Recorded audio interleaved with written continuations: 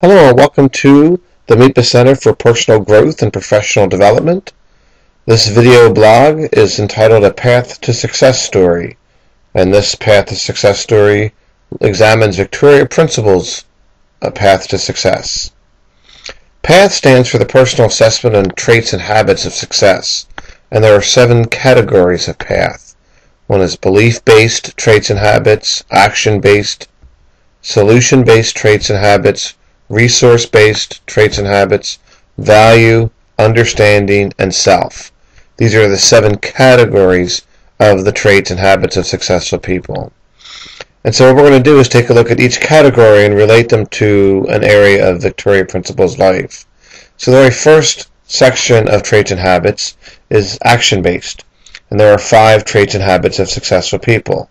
They exercise self-discipline, they deal with change, they rebound from failure, they believe in themselves when others do not, and they exhibit courageous behavior.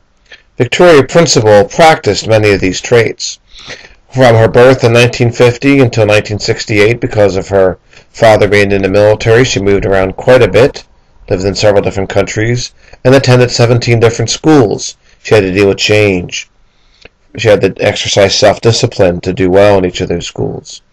And then when she was in college, during her first year, in 1968, she was studying medicine. That was her initial career path. And then she got into a terrible car accident and spent several months recovering from that car crash. She was going to have to redo that first year, and it was at that point that she started to examine her life and her life's purpose much more closely, and she decided to change her life's direction and go into acting. So that's when she started to demonstrate belief-based traits and habits of successful people. She believed she created her own life, she created a vision for her life, and she was defining specific goals during this period of her life. This period is actually divided up into 2 distinct phases. From 1970 to 1975, she was an actor, an aspiring actress in Hollywood. She showed up in Hollywood with no agent, no car, and she actually survived and made ends meet by teaching backgammon to people throughout the Hollywood area. For several years, she got into a few roles. Earthquake was one of her earliest movies, but nothing substantial. So in 1975, she actually created another vision for her life to find another goal. And for 2 years, she actually learned to be an agent. And it's quite interesting because that gave her a different perspective of the industry in Hollywood. That leads us to the third set of traits and habits of successful people that Victoria demonstrated, and that is the solution-based traits and habits of getting comfortable being uncomfortable and persevering through a difficult situation. In 1975, she was going to quit acting altogether. She was an agent, and then she had aspirations of going to law school and perhaps become a studio executive. But Aaron Spelling, a Hollywood producer, offered her a role in Fantasy Island, a new show, and it was a pilot episode. And so while it was a bit of a difficult situation for her because she wasn't really sure exactly where she was going, she chose to persevere, continue acting, and as fate would have it, she started to understand things a little bit more clearly and demonstrated the other series of traits and habits of successful people. She took a calculated risk. She was discussing new ideas, and more importantly, instead of saying, "Oh, why me?" like unsuccessful people, she asked the empowering question of, "What is life trying to teach me at this very moment?" And it was then, in 1978, that she received an offer to work on a new show called Dallas. But because of her work as an agent earlier in 1975 to 1977, when she was looking at her contract for Dallas, she omitted a key clause that would have assigned her not to be able to do commercials or books or any other pieces of work without the studio's approval. And so by leaving that out of her contract, she retained the control and ownership of her image. And as a result, she was the only one doing work during her Dallas days. And her famous quote is, "No one owns me."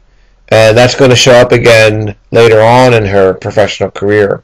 So she really demonstrated these key traits and habits at this point in her life, especially the one of taking a calculated risk. It was very risky to tell the producers, look, I don't want this clause in my contract, but it was very important for her that no one owned her image.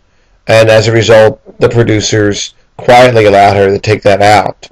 So that enters the next phase of her demonstration of the traits and habits of successful people, and that is the value-based, where she differentiated herself and she was communicating her value. All throughout the 1980s, while she was starring in Dallas and making a name for herself, she diversified herself through outside endeavors that no one owned, such as commercials, movies of the week, and books. She was working very hard to communicate her value and differentiating herself from other actresses during the time. She also was able to demonstrate the 3 resource-based traits and habits of successful people. She was locating new resources, prioritizing her to-do list, and collaborating with others during her post-Dallas career. It is here where there are 2 significant events that take place in Victoria's life. She launched a production company called Principal Productions, and in 1989 she created Principal Secret skincare line, which was very successful and has been a long-running product line on the television sales show QVC. And she also demonstrated the final trait and habit of successful people, where she made a commitment to practicing self-improvement throughout her entire life. Her quote was, "Maybe my greatest fear in life is not to be challenged, is to grow weary of life and not to be passionate about it." So here at MIPA, what we do is we offer individuals these stories, but also a chance to gain greater insight into their own self-awareness so that they can live with intention and work with purpose. And if you go to mipa.com/path, you can download a one-page version of this personal assessment of traits and habits and ask yourself, how frequently do you practice believing you create your own life, creating a vision for your life, defining a specific goal? How frequently do you practice exercising self-discipline, dealing with change, rebounding from failure, believing in yourself when others do not, exhibiting courageous behavior?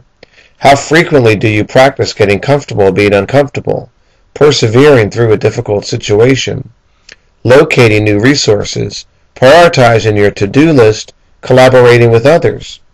And how frequently do you practice differentiating yourself, communicating your value, understanding events and people more clearly, respecting and discussing new ideas, taking calculated risks, asking empowering questions such as, what is life trying to teach me right now? And how frequently do you practice lifelong self-improvement? These are the most commonly held traits and habits of successful people.